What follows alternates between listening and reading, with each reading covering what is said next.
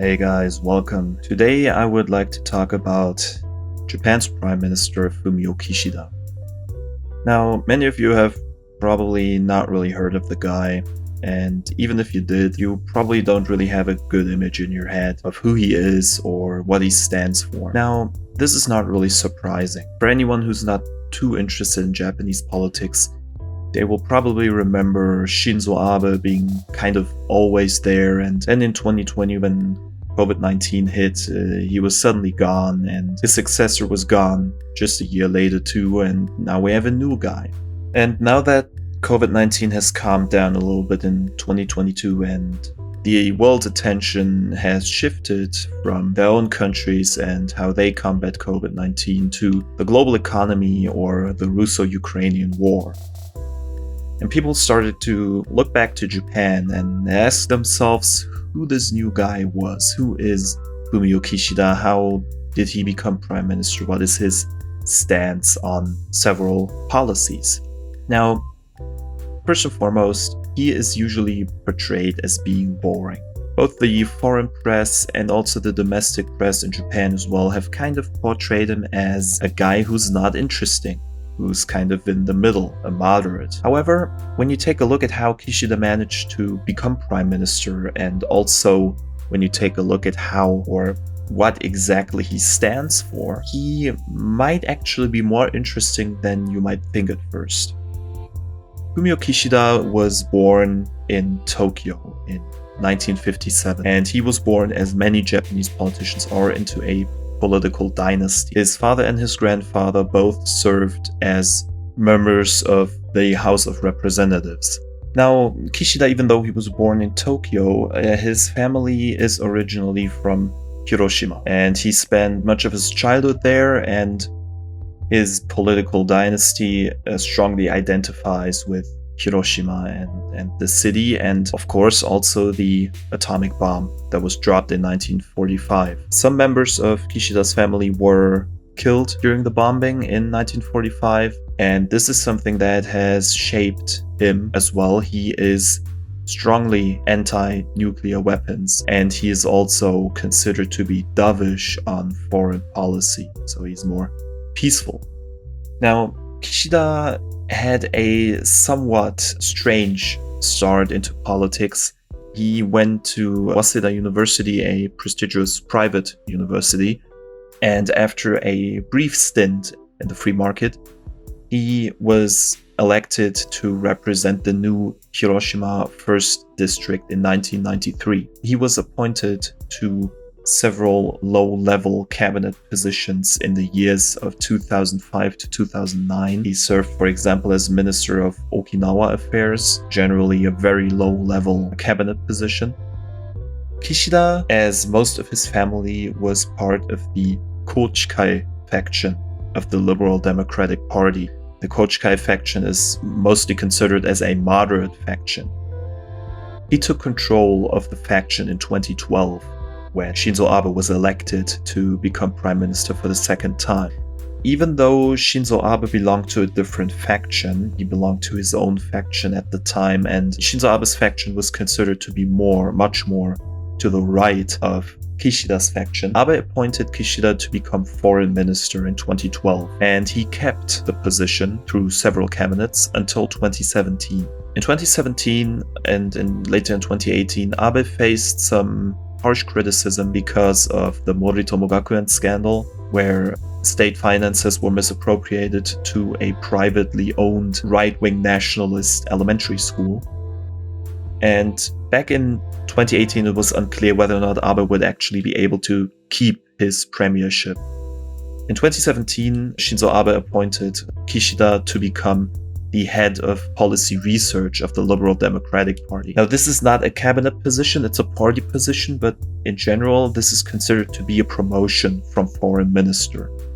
So at this point in time, it is probably a good idea to explain a little bit about the Liberal Democratic Party and the factions that dominate it. So the Liberal Democratic Party was founded by a merger of two parties in 1955, the Liberal and the Democratic Party. The LDP is a big tent conservative party. That means that she's a party who unites basically everyone from the center to the very right wing of Japanese politics.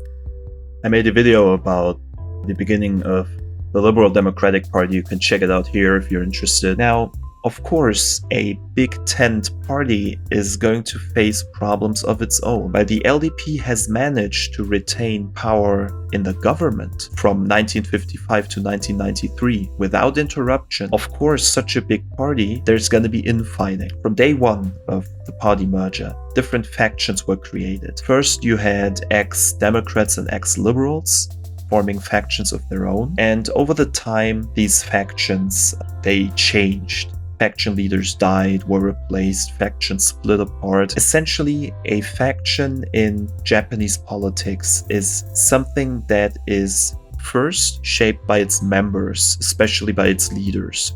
So let's take the Kishida faction, for example. The Kishida faction was always controlled by certain people, and that never really changed. And when these people either died or had to retire, they recruited new people to join them.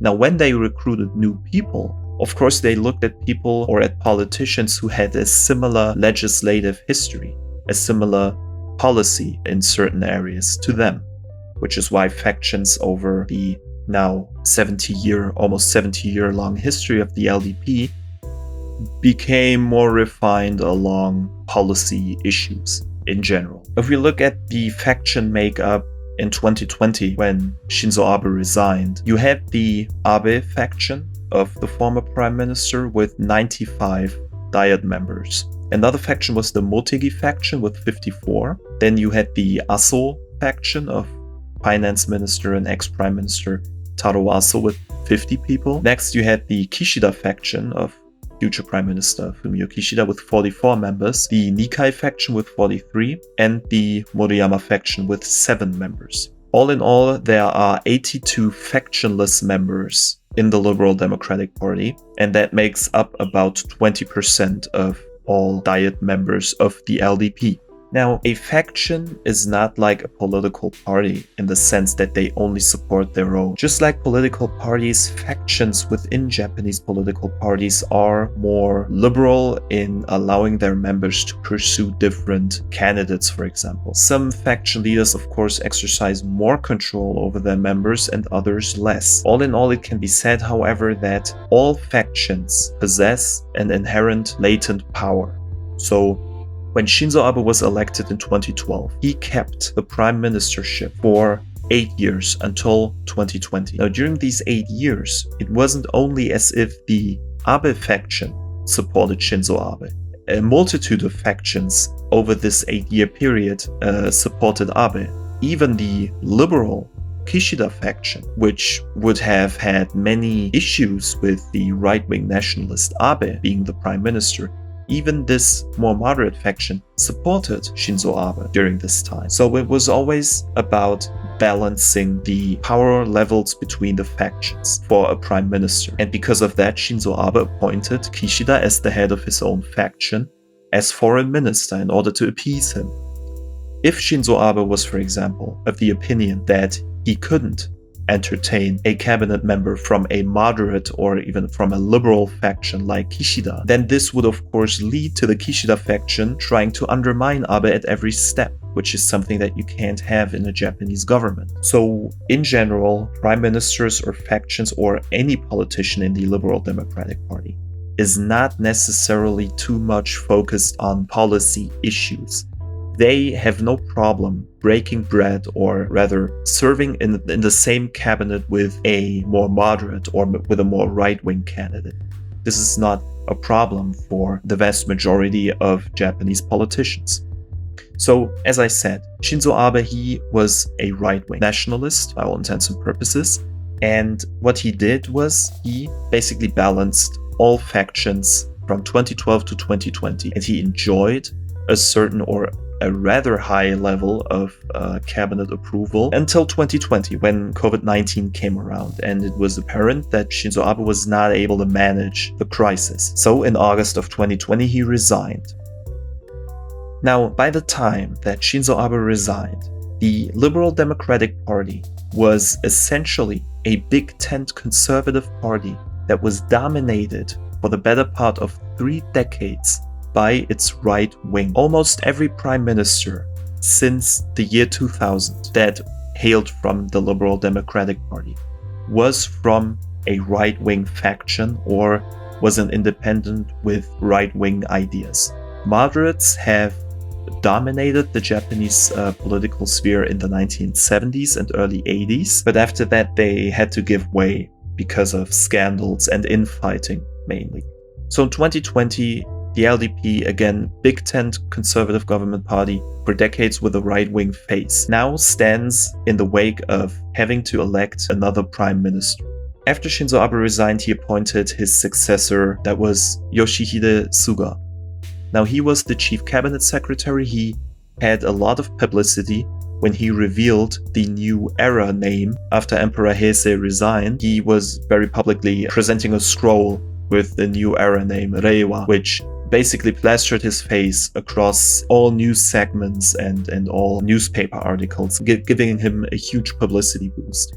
He was installed by Shinzo Abe as his successor. Now, Yoshihide Suga is actually a factionless member. He's one of the 20%. He is, ideologically speaking, a right-wing candidate, but he's a factionless member. Now, Yoshihide Suga, of course, took office at probably the worst time in Japanese history in at least a decade. And he was not liked well by the Japanese public because he insisted on conducting the Tokyo Summer Olympics in 2021, albeit under heavy COVID restrictions. The public didn't like this at all because the Japanese public is very afraid of COVID-19 and they would happily close down the entire country instead of risking even one foreigner with COVID-19 coming into the country. So Yoshihide Suga had to resign because of very low approval ratings, and a new LDP leadership election was called for September 2021. Now, there were 4 candidates who came forward to become a leader, to become de facto the next prime minister, because of course the LDP wins almost every single election. The favorite initially was Taro Kono. Kono belonged to the Aso faction, which we talked about, which had around 50 members at the time. The next candidate was, spoiler alert, future Prime Minister Fumio Kishida, who of course was the leader of his own faction, the Kochikai. Third candidate was Sanae Takaichi. She is a woman and she's independent, although she is very much to the right of every other candidate here. And the last candidate is Seiko Noda, who is an independent woman as well. Initially, Taro Kono was considered to be the favorite. He has a very public image. He has 2.5 million Twitter followers. He's very opinionated. He has been in high-profile roles in the Abe cabinet for a long time, as opposed to Fumio Kishida, who was only foreign minister. And he was generally viewed as the next prime minister to be. Now, Fumio Kishida, as I said, he was a moderate. He, as I said earlier, was kind of boring. He didn't have any redeeming qualities in the way of gaining public attention and was in general just less well known than Kono. So Kono is essentially viewed as a maverick. He doesn't do what he's told. He's very opinionated. He has a lot of popular support, but of course popular support in this case does not decide who becomes the next prime minister. The Diet members do. Sanae Takaichi and Seiko Noda were quickly becoming the 3rd and 4th places and were essentially dropping out of the race. The LDP leadership election works in a way that you have a first vote, and if in the first vote no one reaches a majority, which never happens, it goes to a runoff between the first and the second place. So it would be a runoff between Kono and Kishida. So in this case, it is probably a good idea to illustrate some of the main differences in policy between Kono and Kishida. So Kono is, as I said, he's a maverick. So he's a member of the Conservative Party, but, for example, he supports gay marriage and supports separate surnames for Japanese married couples. Now, gay marriage is not necessarily in Japan the same issue as it is in the US. You don't necessarily have people to the left supporting it and people to the right opposing it. It's not necessarily the case. But in general, LDP politicians are more opposed to it. And the Japanese public in general doesn't really care about this issue. Gay marriage is not an issue that anyone would base its vote on in Japan, unlike in the US. So Kono was always very vocal. He supported it, he was very vocal about it, he was very opinionated about it. Kishida was the exact opposite. Kishida said that he doesn't support it, he's also not against gay marriage. He wants to wait until public opinion has cemented itself into one or the other camp. Again, we see Kono more opinionated, doesn't care about what his party thinks. Kishida much more moderate, much more reversed in giving his own opinion. Kono also very publicly opposes nuclear energy. Now, after 2011, with the Fukushima earthquake and the subsequent meltdown in the Fukushima reactor, the anti-nuclear movement in Japan has somewhat picked up in court. However, the reality of the energy situation in Japan is that if they do not use nuclear energy, they have to import coal. And of course, that's not good as well because of global warming. So most Japanese voters have basically given up trying to oppose nuclear energy and are mindful about the prices of energy and want to retain nuclear energy, of course, in a manner as safe as possible. Now, Kono very publicly opposes nuclear energy, and Kishida said he wants to retain it. On the more, nationalistic front of issues, Kono is one of the only high-ranking members of the Liberal Democratic Party who's not a member of the right-wing revisionist Nippon Kaigi organization. Kishida, however, even though he is considered to be more moderate than Kono, is a member of Nippon Kaigi. So there you have, again, Kono being a maverick, doesn't do what his party usually does. Kishida, even though it doesn't really fit ideologically, has joined Nippon Kaigi probably in order to appease the conservative base of the Liberal Democratic Party. Now, Kono has publicly said that if he would become prime minister, he would not visit the Yasukuni Shrine. Kishida, before becoming prime minister, said he would wait and he would essentially, if he were to become prime minister, he would essentially assess the situation and would then decide whether or not he goes or not. So again, here we have Kono being opinionated, Kishida being somewhat lukewarm on the issue. Kono is also very opinionated on immigration. He wants to increase immigration into Japan, which is a somewhat contentious issue among the conservatives. Kishida was, before becoming prime minister and now as well, largely silent on the issue. Kono is very pro-United States and pro-South Korea. He's very open to improving relations and also establishing security relations between the three nations. Kishida is somewhat mixed on the issue. As a dovish politician, he is in itself, of course, more concentrated on appeasement when it comes to South Korea, North Korea, and China. He is also, of course, closer to the United States than, for example, a more left-wing politician. But essentially, it can be said that he's more mixed and again represents a larger array of national security and foreign policy issues.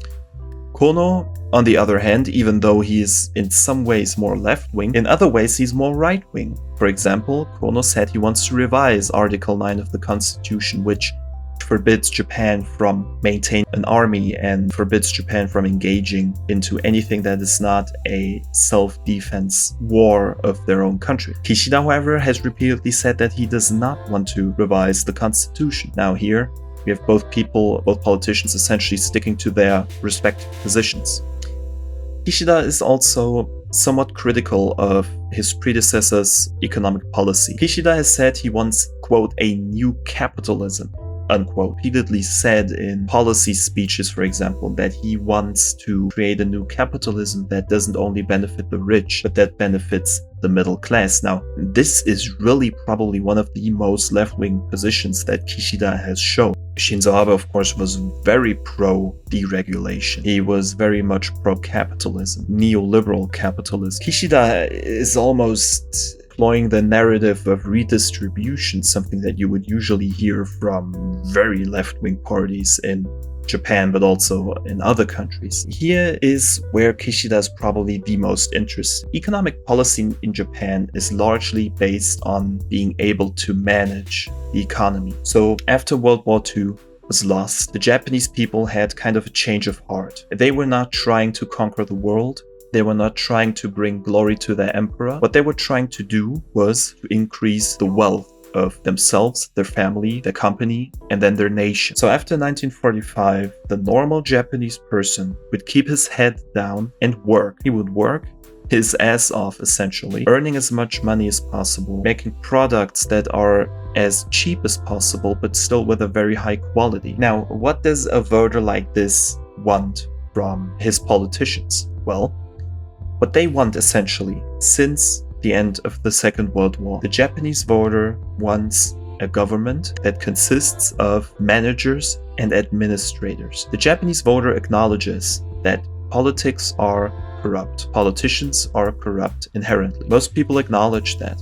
However, they are essentially saying, okay, you can be as corrupt as you want if you manage to create a framework where we, the normal people, can keep our heads down and work every day for 10 hours in order to increase our standard of living, in order to increase the generational wealth that we are going to pass down to our kids, and you do not disrupt the economy and the economic growth that we create, then everything's fine. Now, this worked.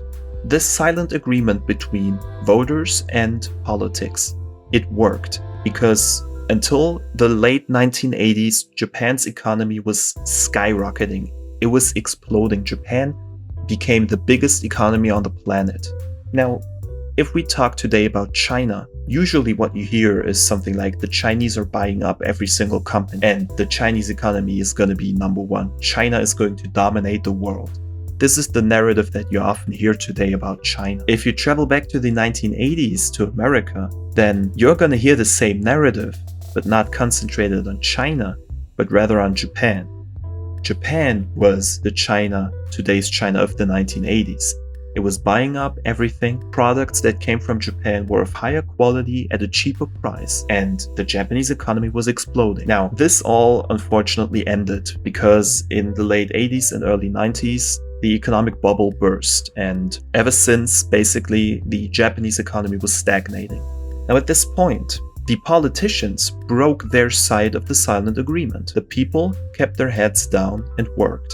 The politicians, however, if it was their fault or not, doesn't matter in this case, but they have not succeeded in creating a framework that is sufficient for the Japanese populace to create economic growth. After that, the LDP for the first time in 1993 lost an election for the first time since 1955. Ever since until really 2020, there was always infighting going on in the LDP, and voters would sometimes essentially say, okay, now we're going to vote for the opposition. And they did it twice, in 1993 and in 2009. However, both times voters quickly realized that their protest vote wasn't really a good thing, because they still, even in the times of crisis, they wanted good administrators. And in the minds of the Japanese voters, these good administrators were all in the Liberal Democratic Party. So the Liberal Democratic Party was in essentially a situation where the party kept power, but the cabinet and the prime ministers, they were always in the situation of, if even a really small scandal happens, they would have to resign immediately and give the torch to someone else. So today, right, to create a bridge from this to today, the party members, they supported Kishida because Kono was simply not consistent enough. Kono is left and right on all issues. He's opinionated both on news and on social media as well. He is probably perceived as being more of a foreigner or an American politician than a Japanese politician.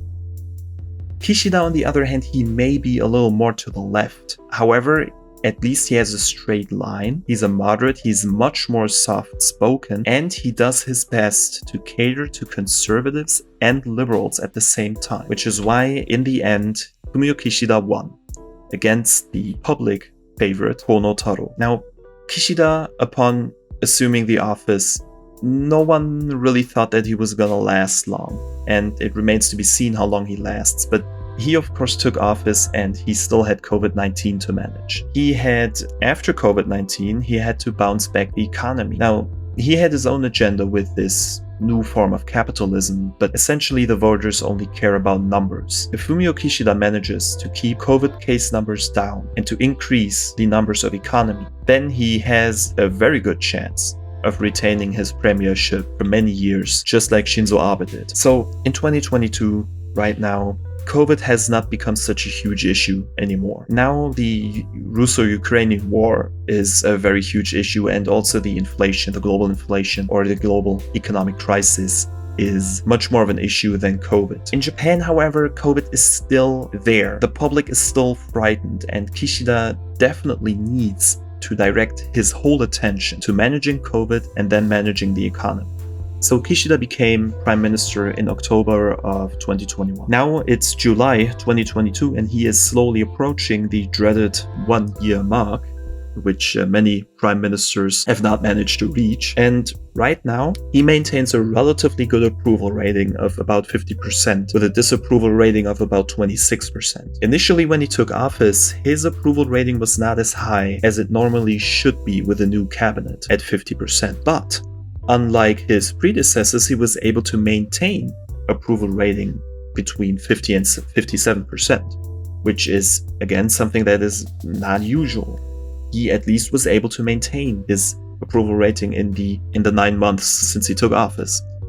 Kishida also has, at the time at least, no major scandals. Shinzo Abe had lots of scandals, famously the Moritomo Gakuen scandal, which we talked about earlier. Kishida doesn't have a single scandal as of now, and because he's a moderate, he probably also doesn't have one if he doesn't, engage in any illicit activities as other Japanese politicians. But in the end, he's in a very good position to defend himself, because the opposition parties in parliament, of course, are trying to blame Kishida for the scandals of his predecessors, but he keeps a hard line, defending himself, saying that these scandals are not his. And, well, to be honest, the opposition parties in Japan are in a very weak spot. So on this front, he is actually well guarded. Personally, I predict that the LDP majority will of course be retained, and I believe that Kishida is actually going to be able to manage to become prime minister for a longer time than 1 year. It depends to be seen how the COVID case numbers will develop in the fall of 2022. Should the case numbers skyrocket, then it's going to be hard for Kishida to maintain his position. If COVID-19 should be beaten and the numbers stay low, he's in a very good position. However, then he needs to turn his full attention to the economy. He cannot make the same mistakes as the people before Shinzo Abe did. He needs to focus his attention on the economy and only the economy once COVID is beaten. If he manages to do that and he manages to keep the numbers acceptable, he can possibly become a prime minister for 5 years, maybe even 10 years, maybe even eclipse Shinzo Abe. Again, if he manages to keep the numbers up and keep scandals out of himself, his persona, and also out of the parliament. Guys, thank you so much for watching until the end. This video is a little bit different in its format, that I basically just talked what was on my mind, but I think that Fumio Kishida is actually a much more interesting individual than you might think at first, and I hope this video kind of helped you understand this. If you want to hear more of these free talk episodes, then leave a like and leave a comment. I appreciate it, obviously. And if you don't like this video at all, then please give it a dislike and roast me in the comments. Okay, have a nice day, guys. See ya.